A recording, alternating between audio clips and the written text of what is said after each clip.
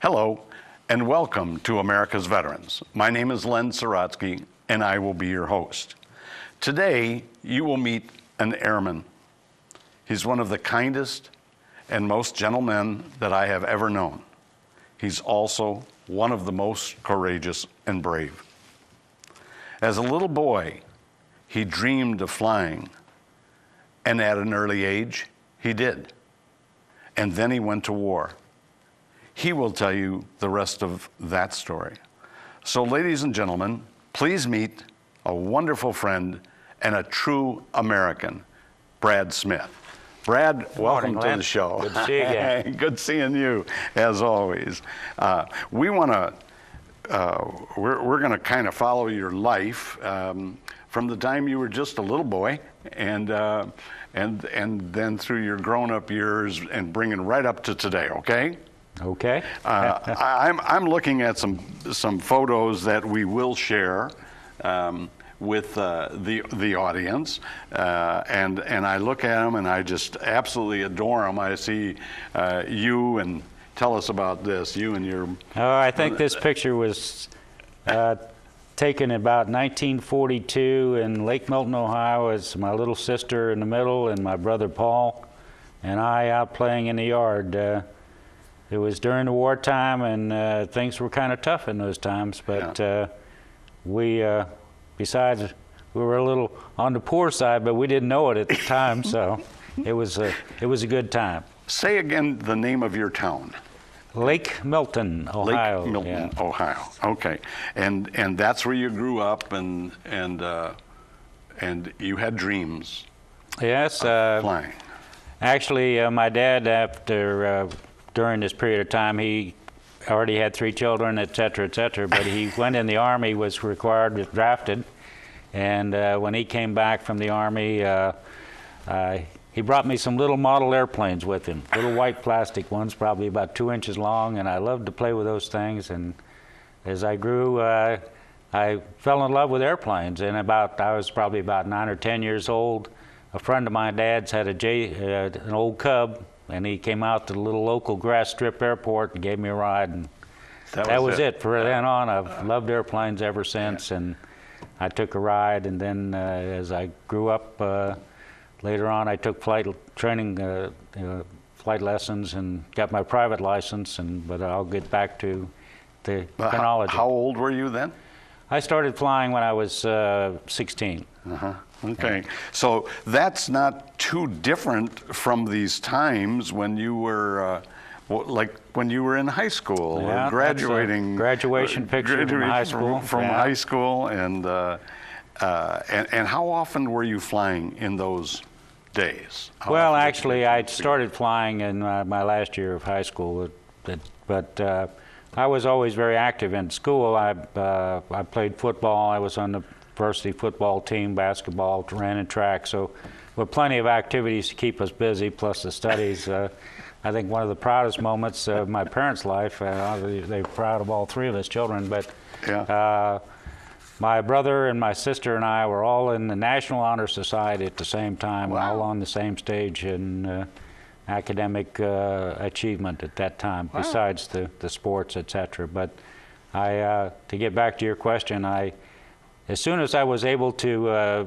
make enough money on my own to be able to afford flight lessons, I did it. My dad was in construction. He was a carpenter. I worked from the time I was 12 years old, summer job and weekends in construction when I wasn't playing football, etc., and saved up my money for flying lessons. Wow. And I got to keep track of your age now. So you got your you got your license when you were 16. No, actually, right? I got my license when I was about 18, but I started flying lessons when I was 16. Okay, and so then after you're out of high school, did you make a decision that you wanted to go serve your country? Is that? Well, actually, I started college in the University of St. Louis in St. Louis, Missouri, for aeronautical engineering, but after 2 years of study, well, actually, it was less than 2 years, but I took 2 years worth of credits. I ran out of money and decided I'd rather fly them than engineer them. So I left college and worked for another year, and then I went and decided to go into service. And why, and which, you should tell the audience, which branch of service did you enter? Well, I wound up in the Navy. I actually had applied for, taken the physical and the written examination, was one of a very small number of guys to be qualified for Air Force pilot training. But at that time, the Air Force was cutting back on pilots rather than bringing new ones in, so they kept delaying my starting date for my training. So that got you I upset. finally said, enough of that. That's not a good omen. So after a 7-month wait, I decided to go in the Navy and take my chances on becoming a Navy pilot. So tell me, where are you in that photo, which is absolutely precious? This is a photo of me as a Navy enlisted man after graduating from boot camp in San Diego. As I went in the Navy, it's a long story and I won't go through all the details, but I went through the regular boot camp in San Diego. Yeah. And I had already passed all of the tests except for the current physical for flight training. And I had a terrible cold. My entire company had colds. I couldn't pass the audiometer, so I stayed as an enlisted man, graduated from there, and then I went to jet engine mechanic school in Memphis, Tennessee. And then after waiting the obligatory year, I was able to take the test again and then was selected for flight training. But this was my time as a enlisted man. I was fortunate enough to graduate first in my class from mechanic school and have given my choice of duty, so I selected Key West, Florida, and never having been there, but it sounded sexy, so I decided I'd go to Key West. Yeah. And I cleaned it out before you got there. that's a story Brad. of its own, but I got there just in time for the Cuban Missile Crisis, so it became an interesting place. Okay, and so what year was that? 1962. Yeah. Okay, but I just love this picture. So 1962, you're ready to go. Yeah. Right? And so tell us, where did you go? Well, I was selected for flight training, and the Navy flight training program is about 18 months long, but it all starts in Pensacola, Florida. You go there for indoctrination, which is, I can't even remember how long it is now, but I was in the last class of 1962, class 4862. Kind of burned into my memory because you have to know that. Went through the preliminary, all of the physical, the swimming and the marching and all that. But I had a leg up. I'd already been doing all this stuff for a year and a half, so it was a lot easier for me than the guys that coming right out of college had never made a bed. So I just breezed through that quite easily. And then I went from there to primary flight training, and because having already had my license, it made life a little bit easier. So again, graduating close to the top of my class, I was applied for and was accepted for jet flight training, and then I went on from there. Where did you go for jet flight Well, training? I left Pensacola. I went to Meridian, Mississippi for basic jet flight training. Came back to Pensacola again for initial carrier qualifications. And from there, I went to advanced flight training in Kingsville, Texas, south of Corpus Christi. So I graduated in 1964 in July and was commissioned and got my wings. Okay, wow. And that's a long time, but still you had an awful lot to learn. Oh, you have a tremendous amount to learn. You have to learn every airplane is different. You have to learn all the systems, plus you start off from not even knowing which end of an airplane is which, assuming you have never seen it, you have been flying an airplane, to high altitude gunnery, to carrier qualifications, to flying supersonic airplanes, etc. So, in fact, it's Navy flight training is very, very selective. If you started off with 1,000 guys of college age, out of that 1,000 you might have 100 who are physically and mentally qualified. So of that 100 that starts, on average, only 33 will ever graduate and get their wings. So the attrition rate is extremely high. Wow, and you made it. and I made it. Boy, oh boy, that must have been A lot of sweat Yeah. and luck. And then ultimately you got to see a carrier somewhere. Well, you see your carrier the first time at the end of basic jet training, and it goes by like a flash. I mean, you can't even remember what you did, but you did it. So that was in January of 1964. Then I went to advanced flight training, back to carrier qualification again at the end of advanced flight training. So I'd already had some carrier experience by that time. Yeah. And then take us to the time you were sent somewhere else. Well, I went from flight training to Oceana, Virginia Beach, and went through training in the A-4 Skyhawk. Went from there to my squadron. Went from there to the USS America for 3 months workup in the Caribbean, which is where we do all of our heavy-duty training in preparation for going on what we call a cruise, but it's a 6-month deployment to the Mediterranean. I came back, went on leave, came back to Oceana, my squadron was gone. So they had been transferred to the USS Enterprise, and we were doing another 3 months of workup in the Caribbean in preparation to going to Southeast Asia. Wow.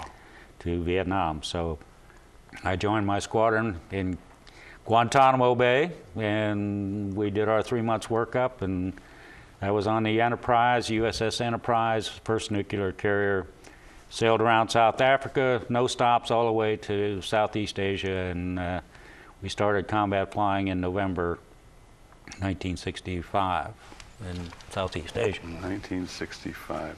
And was that the ship that you were on all the while? That's where you Yes. flew from? Yeah. And what kind of plane did you have then? It was the A-4 Skyhawk. It was a single engine, single seat airplane, attack airplane primarily. It was a great airplane, a little sports car. Loved it.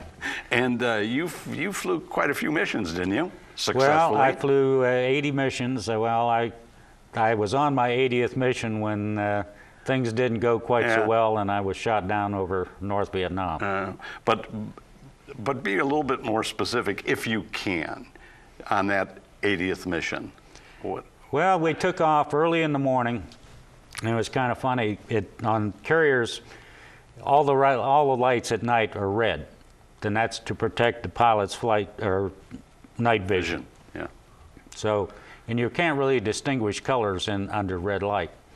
So I had gotten up early, about 5 o'clock in the morning. I had gone up and got my briefing and the red lights, etc. Came back to the ready room, realized I had one brown sock on and one white sock. Said, this is probably not a good day, not thinking ahead. And our target was, that morning, we were a flight of 4 airplanes. I was flying as the last man in there, number 4. Was a SAM site, in surface-to-air missile site in North Vietnam. We took off, got in coast. About 6:30 in the morning, it was light. We couldn't go into the SAM site because of fog, so the flight leader had selected our secondary target, which was a bridge near the city of Vinh in North Vietnam. It's only about 5-6 miles inland, but I rolled in as number 4 from 8,000 feet or thereabouts, and the other 3 aircraft had already been over the target, pulled off, and as I rolled in on the target, I got hit in the rear end of the airplane in the tail section and lost control of the airplane. I never did see anything coming up or whatever, but the airplane was on fire, couldn't get the nose up. It was headed downhill at about a very steep angle, about 60, 70 degrees, nose down, on fire, spinning. And I remember I was trying to get rid of the bombs I had on board. Good idea. So to try to get the airplane light enough, the key is to get the airplane light enough, try to fly it with the trim, and turn back out to sea, which was only, as I say, 5-8 miles away. So when I did have to eject, I had a chance of being picked up and rescued by our forces. But the airplane was not cooperating by that time. And I remember I had my hand up on the handle to get rid of the weapons, to pull a handle. And I remember looking through the front of the through the windscreen of the aircraft, and I was at extremely low altitude. Now the corner of my eye could see the airspeed was 600 miles an hour. And so I remember, and it probably took a tenth of a thousandth of a second for the thought, but I remember saying to myself, it's too late to get out. But I also remember reaching for the handle. I don't remember ejecting, and I went out. At that speed is like running your head into a brick wall from, running 30 feet and banging your head into a brick wall. Tore my helmet off, my mask, the whole thing. I didn't know that. I was unconscious. And fortunately, it was over a river because of the bridge. And the next thing I felt a tug, which was undoubtedly the parachute popping open. And I think from just that feeling, I probably had a half a swing in the parachute before I hit the water. And I remember waking up about 10 feet underwater and seeing the light filtering down through the water. And we go through a normal routine on flying off aircraft carriers because the airplane could go over the side at any time. Right. Of how to get rid of your parachute, which is the main thing, because if that parachute fills full of water, it's going to drag you down and drown you. So get rid of the parachute, deploy your flotation equipment, and get back up to the top of the water. That was like about 7 o'clock in the morning, and I was in the middle of this mile-wide or so river. Strange. I could smell the charcoal burning and the dogs barking, and I was in a world of trouble. I pulled out my survival radio, and it wouldn't work, so I threw it away. I had a pistol and plenty of ammunition, but about that time they put out a boat from either side of the river, the north and the south. And the chances of being rescued were slim to none because my radio was trashed. I'd lost my helmet, my neck was bleeding, and my pistol had come up and sliced my neck. So I took my pistol and all my ammunition and figured I wasn't going to shoot these guys with. They're all carrying, there's 6 guys coming out from the south, the ones that got to me first. 6 guys in black pajamas, and they all got AK-47s, automatic rifles. And I'm not going to outshoot them with my 6-shooter, so I got rid of that. They stopped maybe 15, 20 feet away. I already had my hands in the air. They looked at me and I looked at them, and I was probably in shock because I remember thinking to myself, they don't look too happy. And the guy in the front of the boat had his foot up on the edge of the gunnel. And he had obviously been in the war someplace because his whole face was all scars from this and that. And I mean, I was probably too much in shock to be scared.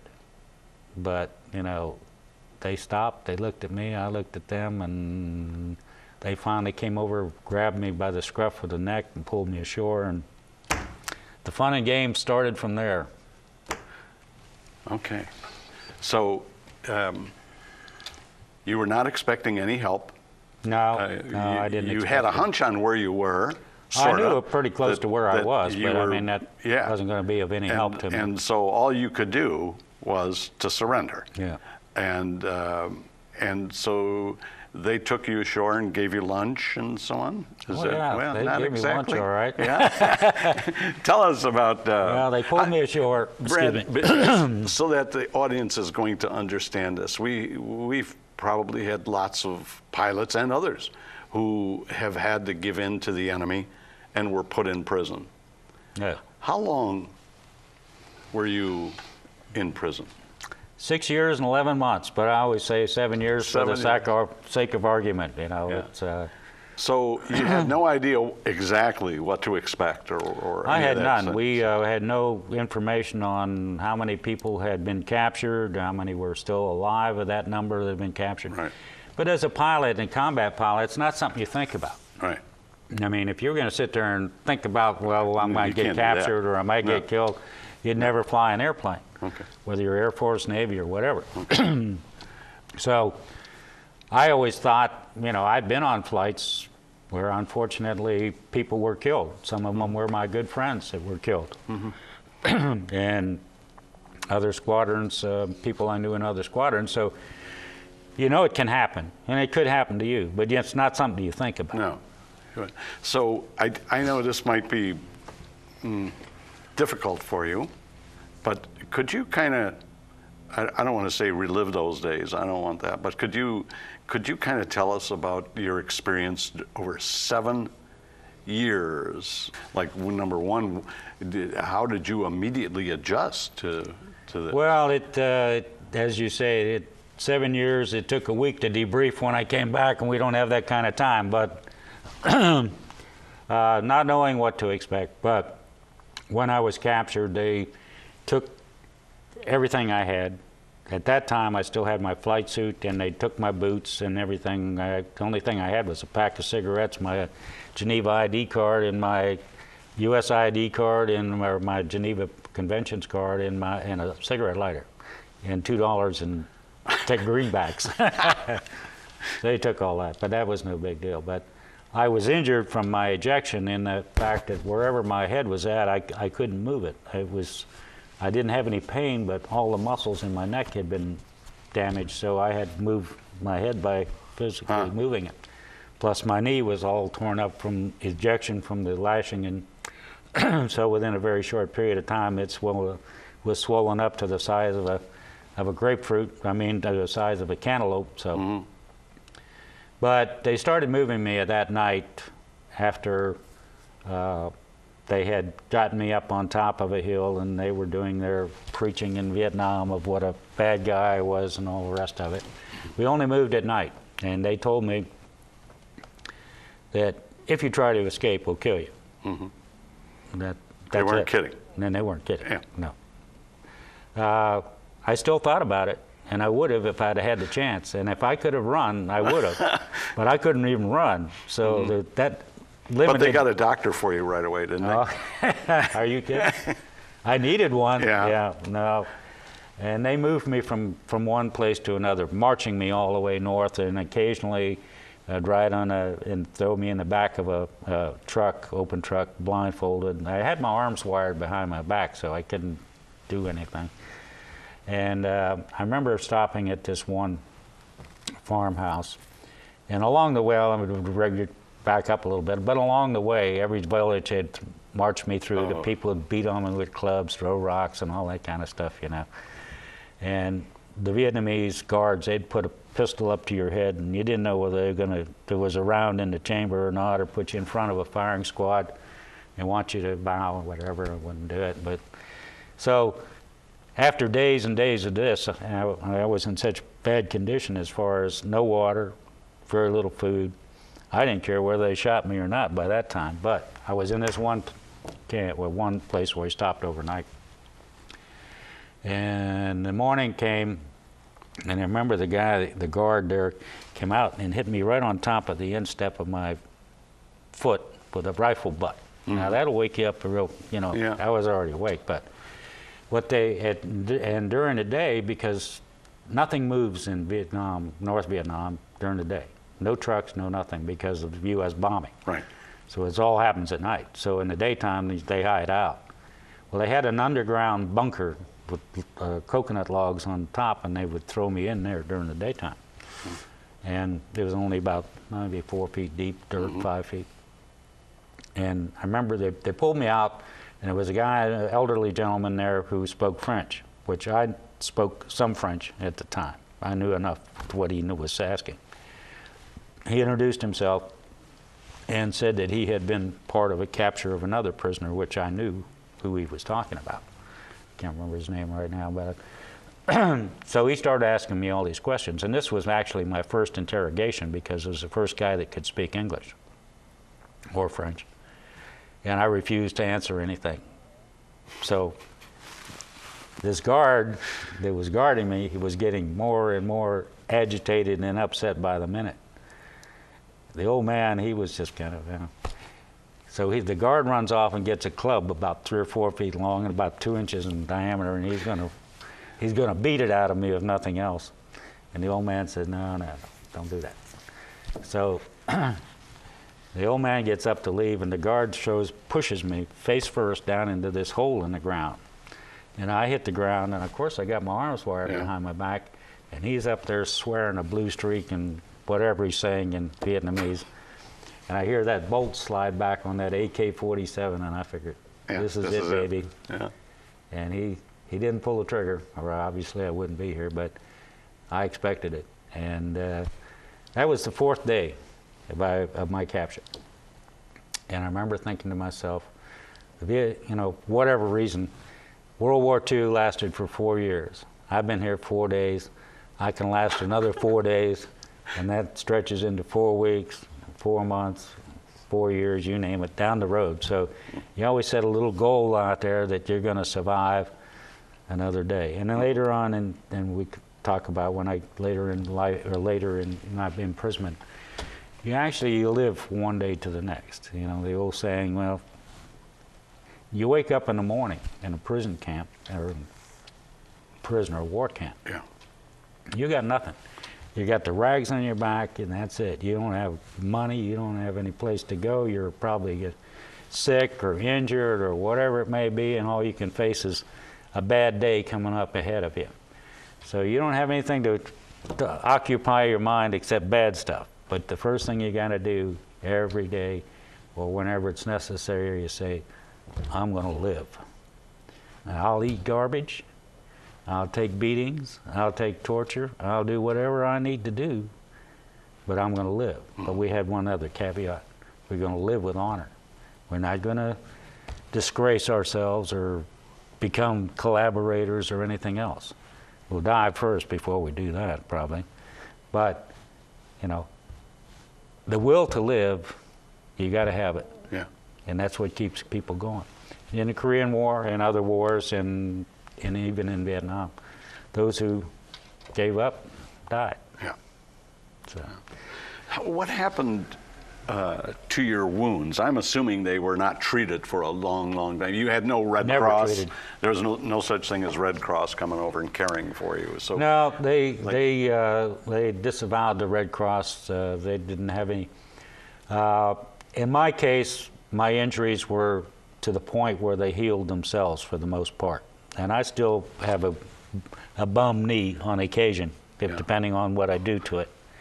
And when it was, when I had come back to jump ahead, but when I came back and I wanted to get back into flying, of course, and we'll talk more about that later, but that knee would give me terrible pain. And sometimes I'd be sitting out there on the runway trying to hold the brakes on the airplane, and you have to use both feet.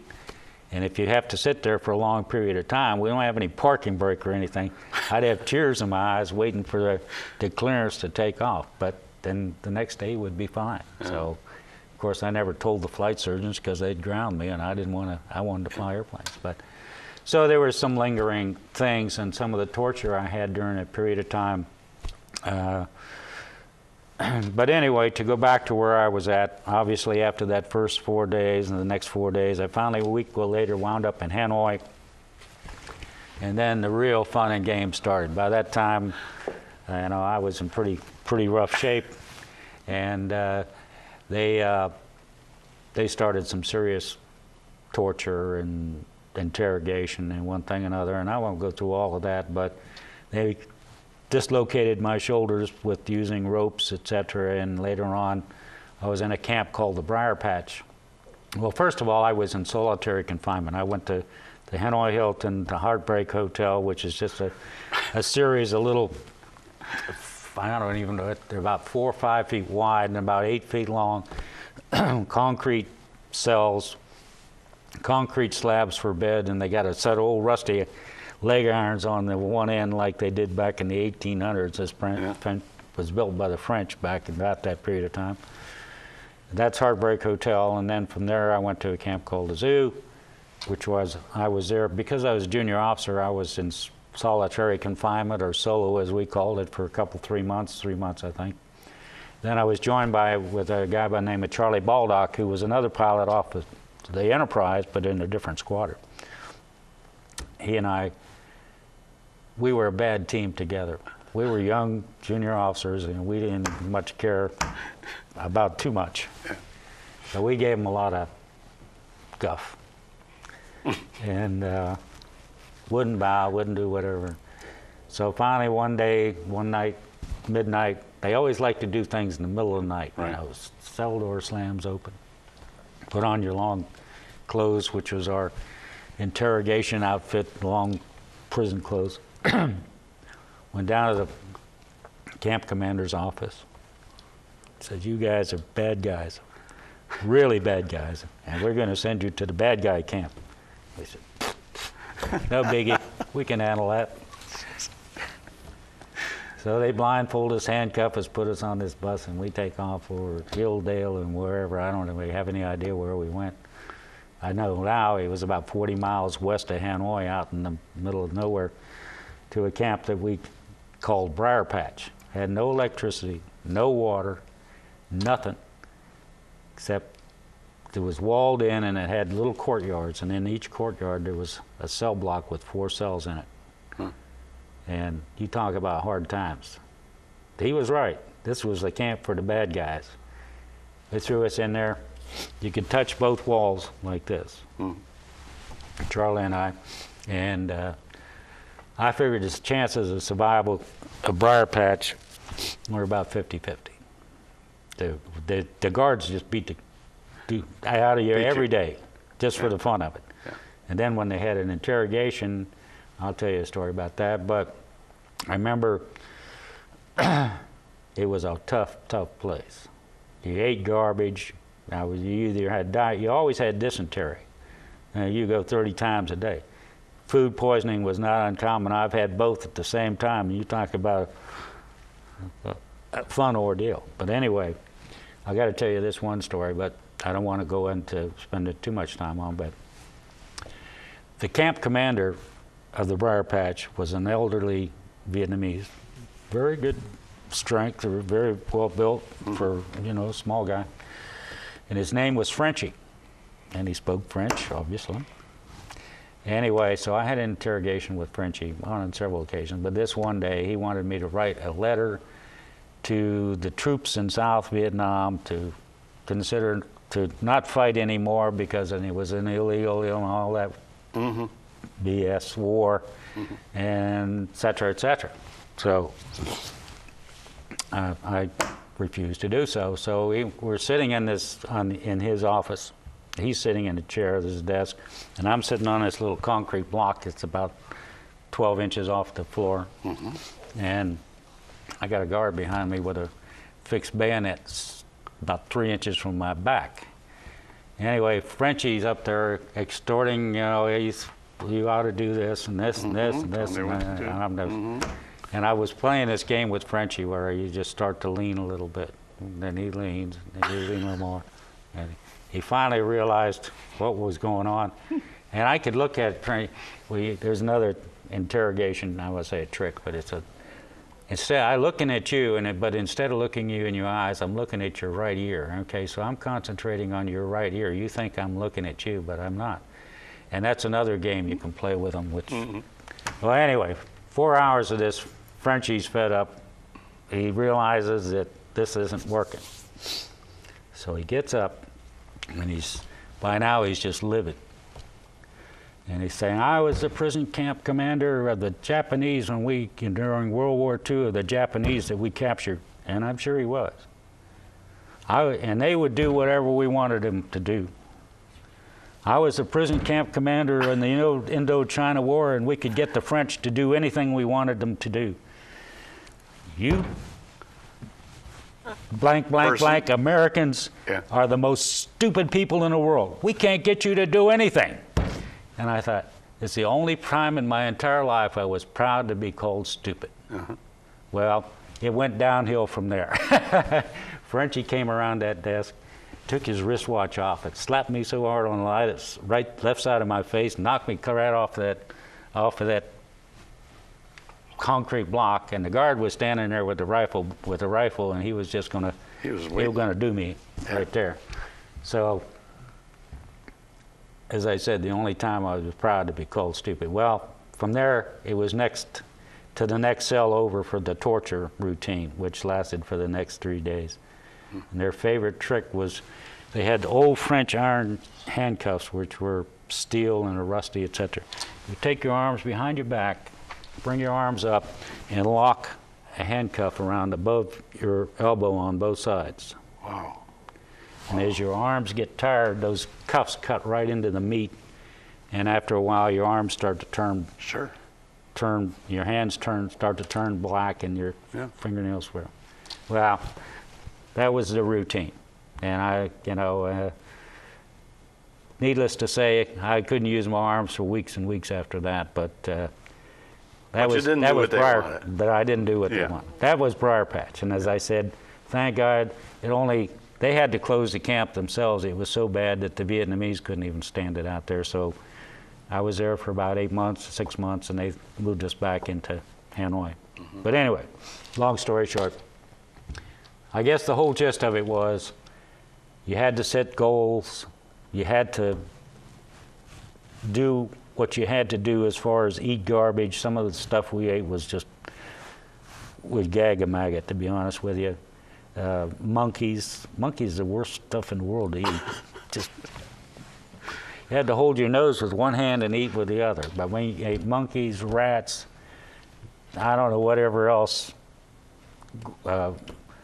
we used to call them swamp weeds, just weeds you'd go out and pick in the ditch someplace. They boil them up. A real treat was a chicken head with the eyes and all of it still in, or the feet or whatever it might be. But anyway, long story short, garbage. But you ate it. You tried to exercise. I was in really good shape when I got shot down. I weighed about 175 pounds, and I was young man, physically strong. Back at Briar Patch, to go back there. This is like in October, November. I had been to Briar Patch from June to that period of time. And I had a little concrete vat outside the door, and that's where you took your metal steel plate and dunked it in there for clean your plates after your meal. And it was early in the morning. It's a still cold morning. And I look in this vat, and I see this face staring back at me. Oh, jeez. And I looked like I had just stepped out of Dachau. Mm-hmm. I probably didn't weigh 115 pounds, and it scared me. Sure. I didn't realize how bad I had become. So between the starving to death and all the rest of it, and the torture and the beatings, so you had to put up with that type of stuff. But the main thing was you had to get tough, and you had to really bear down. Yeah. Again, we wanted to live with honor. We refused to do whatever it was that they wanted to do. We later, as time went by, now I was the 60th from going back and reconciling the numbers. I was about the 60th guy shot down and captured. But we wound up with 500 and some before it was all over with. So as time went by, and as the days went by, and the months and the years, and you keep extending your calendar out there, you learn to put up with the disappointments. You learn to put up with this or that. And then we had our senior ranking officers. And one thing they wanted to do was keep everybody in solitary confinement, but they couldn't. After a period of time, we had 2 guys and 3, and toward the end, I mean, we had as many as 40 or 50 guys, 60 guys in a cell block. But they didn't want that. They were terrified of any type of communications, any type of organization. And every once in a while, there'd be a shakedown, and they would try to find who knows what, and who's communicating with what, and what's being planned, and all the rest of it. And so communication was key to many, many things. And I didn't seek it, but I was somehow developed into, I was one of the key guys in the communications link, in that I could communicate with different cells through all different types of means, flashing a fan, or the deaf-mute code, or the tap code. We could tap through a concrete wall. We had our own codes, and we could send entire messages. And then, because we had no paper, we had nothing to write anything down with, we had a memory bank, okay? You guys remember it, I'll do the communication. So everybody had to memorize certain parts of it. We had guys that would memorize by alphabet all the people that were in the camp. And, you know, one guy'd have A through M, and the other guy'd have M through Z. And so we knew who was there.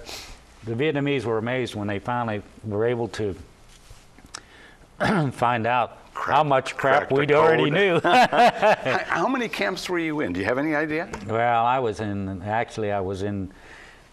Heartbreak Hotel, then I went to the zoo, then I went to the zoo annex. Well, I went to the zoo, and then I went to Briar Patch, back to the zoo annex, to the main prison downtown Wallow, back to the zoo. But there were about 8 different camps, and a lot of guys were in more camps than I was, but I just kind of shuffled back and forth between camps, you know, and there was absolutely, we never could figure out in all that period of time why they moved us. Yeah. But, you know, as I said, they didn't want you to get too familiar. The cell door would slam open in the middle of the night and roll up your stuff, and you're gone. They'd take you someplace. Yeah, yeah. Didn't make any sense. Yeah. 7 years like that. Yeah. Yeah. Did you ever see any American planes? No. Well, we heard a lot of bombing. Yeah. You know, they'd have attacks, et cetera, and they'd blow the siren and all the rest of it. There were a few occasions when some people saw airplanes overhead. Now, I personally did not, but there was a lot of activity, anti-aircraft firebombing and all that kind of stuff, almost daily. Yeah. And then until 1969, and then they stopped the bombing in the north. And I remember when it happened, and I remember thinking to myself, my God, you know. At that point in time, the Vietnamese were really hurting. The guards were stealing our food, and as bad as it was, they were starving to death. And then they decided to stop the bombing for 2 years or whatever it was, and they managed to recover. And I remember thinking to myself, we just added another 2 or 3 years to our time here. I know there were lots of things happening in the United States in the 60s, Vietnam being one part of it. Yeah. But since you didn't even know what was happening back home, so to speak, you wouldn't be aware of what was happening with the civil rights movement, or well, to some degree, could you pick that up? The only inputs we got were new shoot downs. If we were a new shoot down, we'd get some info. But during that 2 year lull in the shooting, in the flying, we didn't get any new inputs. Yeah. Now they had a propaganda radio, just like Hanoi Jane or Hanoi Hilton or Hanoi whatever, you know. Yeah. And we had people that were dedicated to listening, but it was to pick out a word or here or there. Of course, they told us all of the things that were bad, you know, about the riots and the demonstrations and all that. That information they were more than happy to share. Of course. With nothing of any importance. Yeah. So we knew, though, we knew that, you know, there was a lot of turmoil. How about drugs? Did that reach you guys at all? No. No. Says that was a big thing back home at the day, and there are so many Americans who think that we lost the war. Do you think so? Did you? No. We never lost the war on the battlefield. No. Okay. Now, since we left, I guess you could technically say we lost the war, but we never lost the war on the battlefield. Right. I have to blame our politicians for their short-sightedness and their unwillingness or inability to really determine what the war was all about and what they were going to do in an appropriate manner, whether it's leave or continue on, which they didn't do. A lot of people probably don't know you made references several times to French, and I just feel like I should mention the fact that Vietnam was once a French colony, and it was called French Indochina. And when the French went to war, they lost the war. I mean, they lost, but we were committed because at the end of World War II, we said we would support the treaties that were made at the end of World War II, and that whether we wanted to go into Vietnam or not, we were there. and so you guys had to put up with what Well, you it was also the domino theory, if you remember what that was all about. Oh, that yeah, if I know. this country falls, that country will fall, and Right. that was the big, one of the big things behind the Vietnam War. I honestly, when I went to Vietnam, I was a trained combat pilot. I won't say I was looking forward to getting into a war, but it was my thing, Yeah. and I was looking forward to doing my job. We didn't think the war would last more than 6 months. Correct. Yeah. Well, obviously, I was Yeah, grossly wrong. Little off. But you know, this is. I have to read this quote from General Nguyen Giap, and he said, "What we still don't understand is why you Americans stopped the bombing of Hanoi. Yeah. You had us on the ropes. If you had pressed us a little harder, just another day or two, we were ready to surrender." But of course, our politicians were involved in. What time frame is he talking about? Well, this was after Tet, so it had to be in the early 70s when he was talking about it. Yeah. In here, but there has always been this thing about Americans not willing to stand for what they say they believe in, that they're always going to back down. And I don't believe that to be true. Well, it may not be true, but Ho Chi Minh, for example, is quoted as saying, "For every one of yours that we kill, you will kill 10 of ours. But in the end, you'll grow tired." Yeah. That was their whole philosophy. Yeah. Yeah. Well, that's their philosophy. That's the philosophy all of insurgency. Yeah. You know, they can't match you on the battlefield, Yeah. but they will bleed you till you give up. Yeah. And that's, you know, I hate to say it, but that might be where we're at now in some of the other Places, areas. yes, indeed. But the Vietnamese, the way I could see it, you know, their whole mentality, there was a civil war. They didn't care if it lasted for 50 years. That's right. It's going to last They're for gonna 50 keep years, going. or 75 or 100. That's right. We're in there. We don't have that kind of patience. We're going to win it in 2 years, Or or 2 we're days. done. 2 days. Or 2 days, Yeah, maybe. Or we're out of here. Yeah. And they could just drag it on forever and ever and ever. Yeah. And well, that was one of their philosophies. We never really understood as Americans, or at least our politicians, that this was a civil war. Mm-hmm. We never could get our arms around that. Mm-hmm. And they weren't going to give up. Yeah. You know, McNamara's whole philosophy was, we'll make it too expensive for them to continue. They just laughed about They that. got supplies. The other part was, and this is a sad part about it to some degree, they were willing to sacrifice millions of people. Course. Sure. Millions.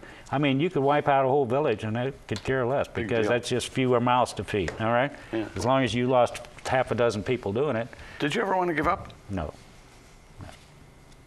You I was were- too cantankerous for Yeah, one you were thing. too cantankerous. So yeah, you were saying, I had- well, I might no. die here, but I'm not giving up. I'm not giving up. Yeah. You know, you can't stop illness. We had some people that died of disease. We had some people that were tortured to death, and we had some people that, for whatever reason, didn't make it back. But those things you can't control. Yeah. But as far as the will to live, you can control that.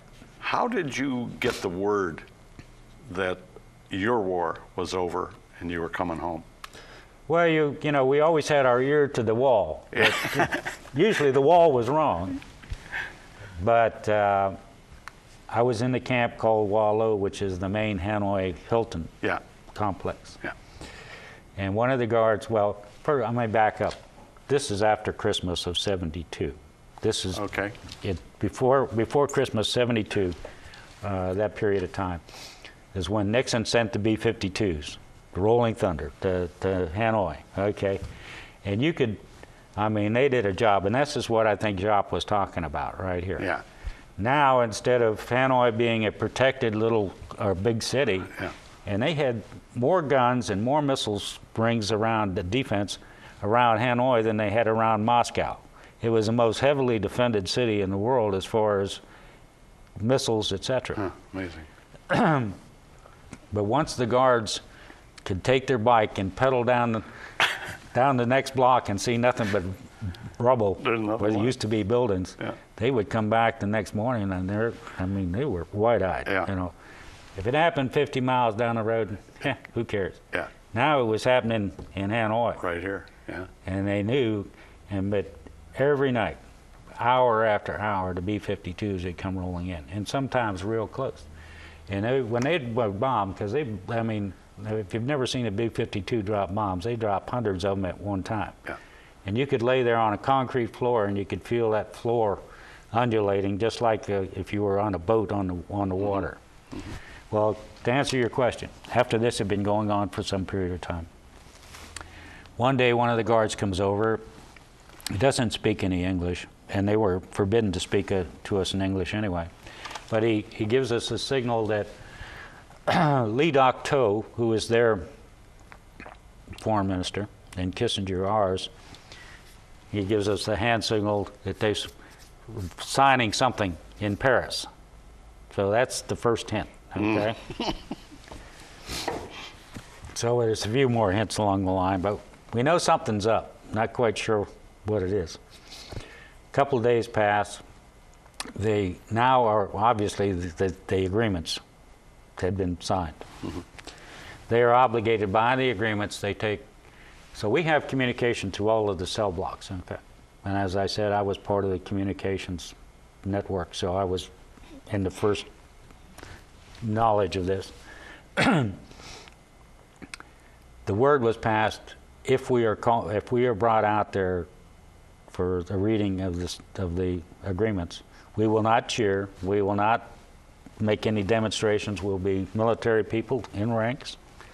So when they did march us out there, they were obligated to read the whole thing. We stood there at attention. They read it. We didn't do anything else and went back to ourselves. So that kind of surprised them because they had all these cameramen there, et cetera, et cetera. Did they take their shirts back? No, we still had our shirts. You had your shirt. Good deal. Now we still in our normal. It was normal prison routine. I mean, don't get your hopes up too high. You know, they didn't say when. Yeah. Just that it would happen. That it would happen. So, but to back up to some of the things, so we knew something was up. Some time goes by, a week or so, and I'm in a cell block, probably 60 guys in that cell block. Midnight, the doors slam open. In comes the guards with boxes, cardboard boxes, pants, shirts, jackets, boots, a black plastic travel bag, and all this. Well, you've been up and down the hill so many times. You've had your hopes dashed and on, but is this a dream? Yeah. Is this for real? Yeah. You know, so we get dressed up, and in some of the pictures you'll see that are here in this book, is the next morning they march us out in our release clothing. First time I'd been out of the camp, no handcuffs and no blindfold. Put us on a bus, drive us through this part of Hanoi. First time I'd seen Hanoi, except from the air or never. Took us to their joint military civilian field called Jialong, which is their jet base. And they took us over to a part of the field that wasn't used. Let us off the bus, got the guards there, of course. Gave us cigarettes and a beer. So we cooled our heels there for a while. And as we're there, in comes this Air Force C-141 aircraft. And it's got the American flag up on the tail. It's the first flag I've seen in 7 years. Mm. It lands.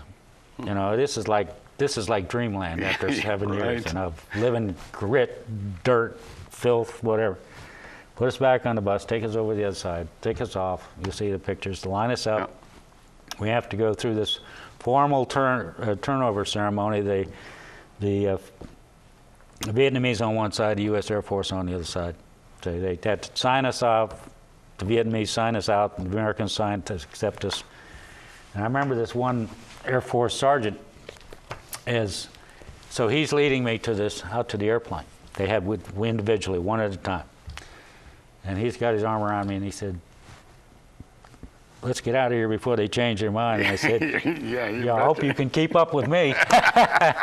So we get on an airplane. Anyway, long story short, we get out of there, and I remember looking out the window and seeing the coastline of North Vietnam fading behind the tail, and as I have mentioned, it was the most euphoric moment of my life, bar none. I have to admit that was the happiest I've ever been. I had a chill went down my back, and people have gone back to Vietnam and one thing and another, and have been treated royally, treated extremely well, treated great.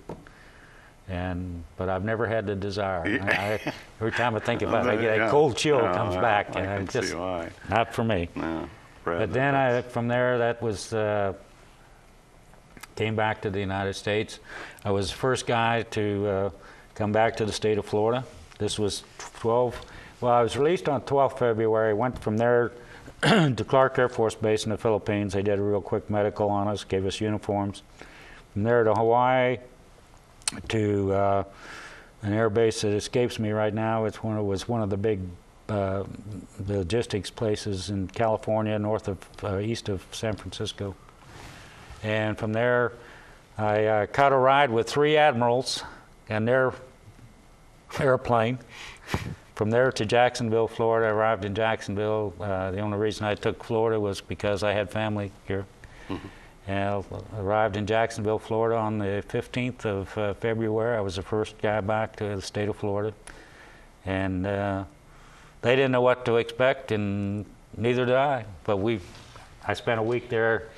After the first day, I was an outpatient. They let me go over to the BOQ. But it was a long story short. They had bars on all the windows and everything. The hospital commander, who I still know and respect greatly today, he was a Navy captain, came up, and he and I had a drink, and he said, "This wasn't my idea."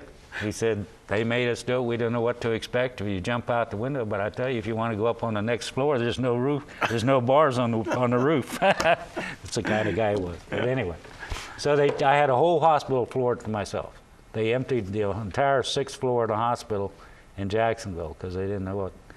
Well, to retrace it back, when we got on the airplane in Hanoi, they had baby food and all this kind of stuff because they didn't know if we could eat or anything. Yeah. We get to the Philippines, no dairy products for however long. Some guys have been there 7 years, 8 years, whatever. Everybody wants milkshakes, ice cream, steak and eggs, Yeah. They opened up the dining room, the restaurant for us, 1 o'clock in the morning. Whatever you want to eat, we'll cook it for you. But And you had no problems eating? I had no problems eating. Yeah. When I was a few months, about a year or two before I came back, I got down to the point, as I said, at one point in time, we were running out of time, but got down to the point, at one point in time, I probably weighed about 115 pounds. But I ate and I exercised 4 hours a day, push-ups, sit-ups, whatever I could do. Slowly built my strength back up. The Vietnamese started feeding us better toward the end, fatten us up to go home, I think. We had started getting Russian canned fish and stuff like that. And by the time I got home, I weighed maybe 150, 155 pounds, but I was strong. Yeah. And so of the 150 or so Navy guys, because most of ours were single-seaters in the Air Force, they multiple-seat. Yeah. There was only a little over 150 Navy guys, and some of those were backseaters. But to make long, of that entire number, there were only about 12 or 15 of us that wanted to go back to the cockpit, to go back to the fleet flying off aircraft carriers. I was one of those numbers, so I got back to Jacksonville. They gave me all this physicals type stuff. And we were required to take 3 months of R&R, whether we wanted to or not. Came back in September of that year, and I was approved to go back to flight training. Went back to a short refresher jet training course, and I was back in the cockpit, 8 months afterwards, and went back to fleet aircraft flying on the Saratoga, on USS Saratoga, flying the A-7, and continued my career. Unbelievable story, Brad. Really is. And I'm not going to try to read all of this, but I think the audience should know that Well, while Brad was in prison, he actually wrote in his head a poem, a lengthy poem. And part of it, I'll just read you a couple little stanzas. They've struck at me because they hate, because I won't bow down. They've used their might to humble me, to force me to the ground. I've reeled beneath the blows they've struck.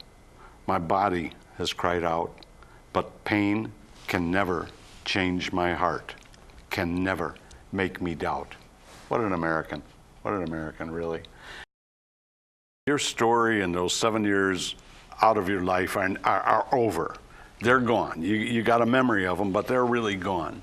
And, Yes, and once you came back here, you started getting involved in a whole bunch. I'm talking about after you got out of the Navy, when you finally got into your civilian clothes. We tell us about some of the things that maybe you could start with this picture at the downtown church. And well, I will, but first of all, as I didn't tell you, but I spent another 12 years in the Navy, flying all the way up to the day I got out.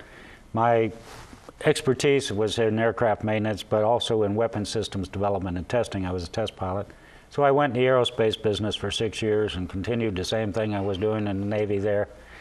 Got tired of that routine, moved back to Bradenton in 1990, and have been here ever since. But this pictures, we have several of them here. yes, of we the, do. And the audience will see these. First Baptist Church downtown, which I had started the stained glass business. It's a totally different field than I'd ever been in before. But I loved it, and I actually started it as a hobby when I lived in California. So by the time I had started it, I already had close to 10 years experience in stained glass work. So I've done thousands of jobs throughout the county, mostly residential doors, entryways, sidelights, transoms, you name it. Name of your company. Lamps, Yep. New World Design stained glass. New World Design stained glass. But the opportunity presented myself to redo all of the, reconstruct, redo all of the windows for the First Baptist Church downtown. They were in terrible condition. The church was built in 1912, and the lead was shot, the windows were shot, not as square. So I really didn't want the job, but once I got to meet the people, and they said, they were desperate, and they wanted to have their windows repaired, and I said, it's beyond that. You're just throwing your money away. You take every window out, take them all apart, rebuild them, and I'll do it for you. I gave them a price.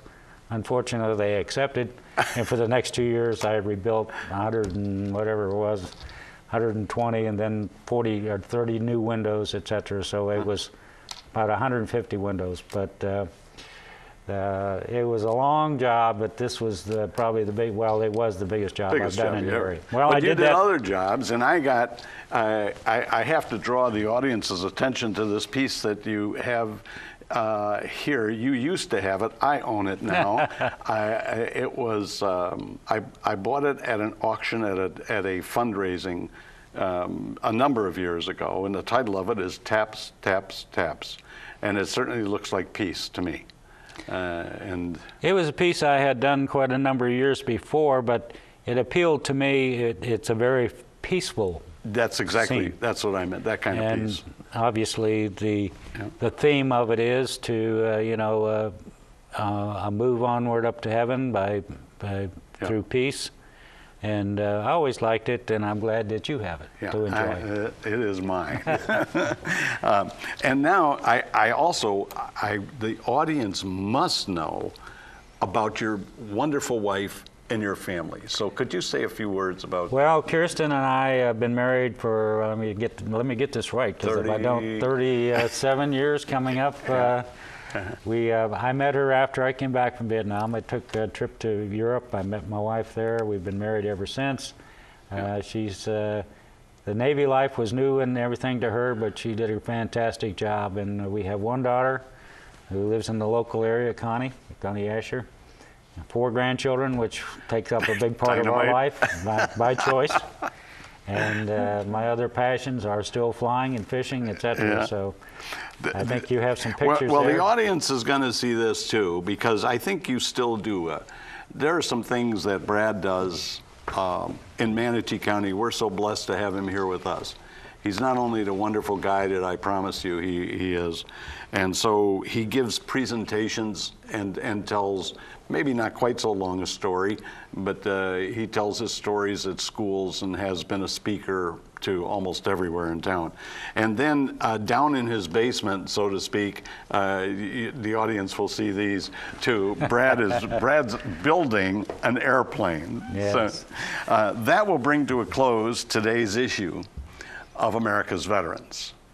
I wish to thank our very, very special guest, Brad Smith. Thanks also to the METV staff for making this program possible. Most of all, I thank you, each and every viewer, for taking some of your valuable time to join us. Please remember that freedom has never been, nor will it ever be, free. If you are enjoying the freedoms that you have today, thanks, a vet. Before we leave, I want you to know that when Brad finally did come home, he came home with this assortment of medals. And they include 2 Silver Stars, the Legion Merit, 2 Distinguished Flying Crosses, a Meritorious Service Medal, 3 Bronze Stars, 2 Purple Hearts, 5 Air Medals, and 1 Navy Commendation Medal. Thank you so much, Okay, Brad. thanks, Len. Thank you.